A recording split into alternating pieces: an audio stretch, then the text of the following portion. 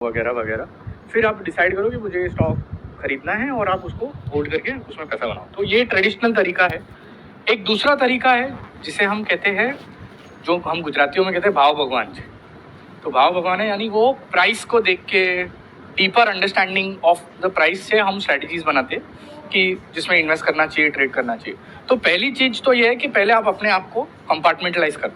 तो that's what we also do कि हम जब कोई लॉन्ग टर्म इन्वेस्टमेंट बैठ लेते हैं, we try and generate a key insight. हम एक कोर इनसाइट जनरेट करने की कोशिश करते हैं कि ये बिजनेस में क्या अलग है, why is this business a great business, why will this business make money for its shareholders, why is it going to be a good value proposition for customers and the entire ecosystem। और जब हमको वो कोई business में differentiated insight मिलती है, तब हम कॉन्सेंट्रेटेड बेट लेते हैं और वो बेट को प्ले आउट करने की कोशिश करते हैं over a period of time, and that's how big money gets made. और आज तक की आपकी सबसे बड़ी कॉन्सेंट्रेटेड बेट क्या है? इन द सेंस पूरा जो आपका पोर्टफोलियो साइज है उसका कितना परसेंट आपने एलोकेट कर दिया था एक पर्टिकुलर स्टॉक में? I think I have even gone up to 60-70%। This is unlike जो टिपिकली जो कहा जाता है स्टॉक मार्केट में, that never put all your eggs in one basket.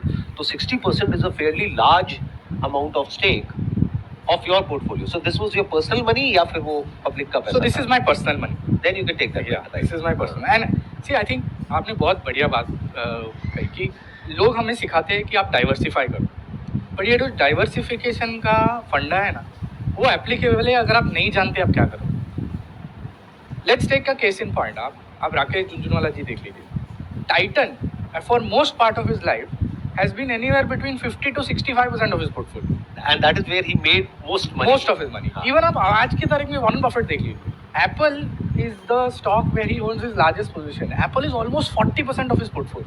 तो see, आप शुरू करते हो तब वो आपके पोर्टफोलियो का छोटा पार्ट होता है, इट कुड बी 10-12%। बट क्या हो जाता है जब भाव चलते जाता है, प्राइस चलते जाती है, अप्रिसिएशन होते जाती है, then the weight increases. I understand. So if you know what you are doing, then concentration of bets is the best way of making big money।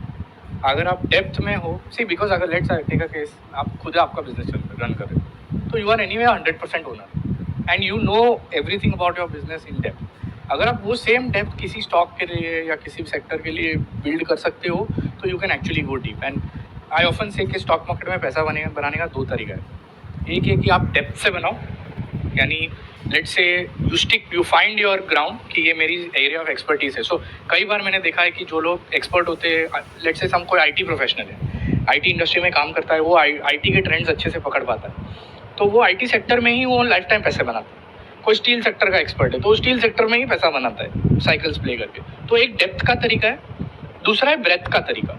आपको किसी भी कोई चीज़ की ब्रेथ नहीं है तो आप बाय एंड लार्ज आप इंडिया पे बैठ ले रहे हो कि आप इंडिया के जो टॉप बिजनेसेस है उसमें आप बेट लो, either by way of direct equity portfolio या आप किसी इंडेक्स फंड में डाल दो या म्यूचुअल फंड में डाल दो। तो आपको ब्रेथ, जैसे इंडिया कंपाउंड होगी, इंडिया ग्रोथ होगी, you will keep compounding your wealth. I am sure इतने सालों में कुछ बेट्स आपकी हैं जो सही लैंड करी होंगी और कुछ हैं जो बहुत खराब भी लैंड करी होंगी, यानी कुछ बहुत बड़ा लॉस हुआ होगा। तो आज तक आपको जो भी सबसे बड़ा लॉस हुआ है, I don't want to know the name of the company, but I want to understand कि आपने वहाँ से क्या सीखा। क्योंकि when we talk about taking a bet, no matter आपके पास में कितनी इन्फॉर्मेशन है या कितनी क्लैरिटी है या कितनी अंडरस्टैंडिंग है उस बिजनेस की, बट आपको सब कुछ तो नहीं पता है। अंदर क्या चल रहा है वो तो अंदर मैनेजमेंट को ही पता है। करेक्ट। तो आई एम श्योर आपकी बहुत सारी बेट्स गलत भी रही होंगी। तो जो बेट आपकी सबसे गलत रही पास्ट में, वहां से आपने क्या सीखा? Let's take 2 cases. तो पहली जो मेरी सबसे बुरी बेट थी और जिसमें जो मेरा सबसे बड़ा लेसन था, वो ये था कि if you are wrong then you have to keep your ego aside and you have to cut your loss.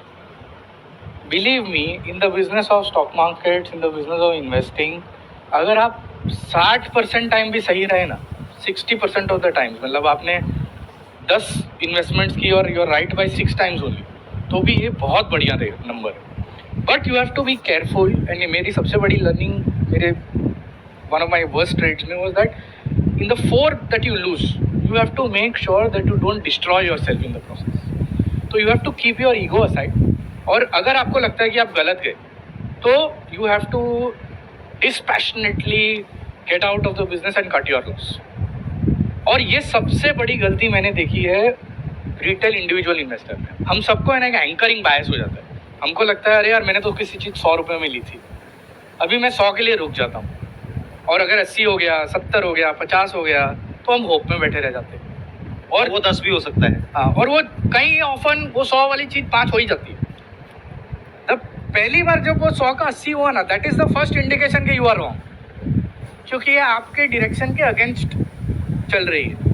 या फिर ये कह सकते हैं कि may be the person is not wrong, may be उसको समझना पड़ेगा कि ये जो मैंने बेट ली थी, is that still hold true, या फिर मार्केट्स अपना गेम खेल रही है। ये भी होता है, शॉर्ट टर्म में मार्केट भी थोड़ा बहुत तो ऊपर नीचे करती रहती है या because of a lot of factors. Yeah. But क्या वो फंडामेंटल्स अभी भी है इंटैक्ट, या फिर फंडामेंटल्स में कोई प्रॉब्लम आ गई है? Correct. So that is actually the second mistake. जब आप सिर्फ बेचने के लिए है, आपके लिए आइडियली 2 या 3 रीजन है।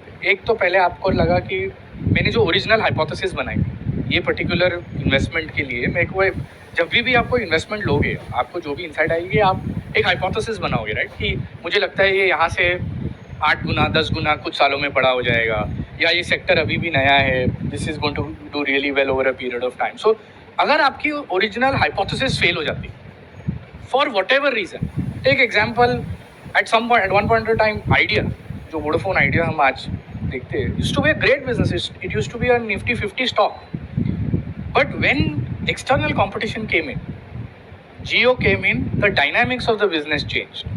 तो आपको टेलीकॉम सेक्टर भले ही कितना अच्छा लगता है, you have to process new information, you have to test your hypothesis कि यार ये तो मैंने जो ओरिजिनल हाइपोथेसिस से लिया था अभी वो प्ले आउट नहीं हो रही, तो लेट मी गेट आउट। या कुछ नए फैक्टर्स आ गए हैं, कुछ नए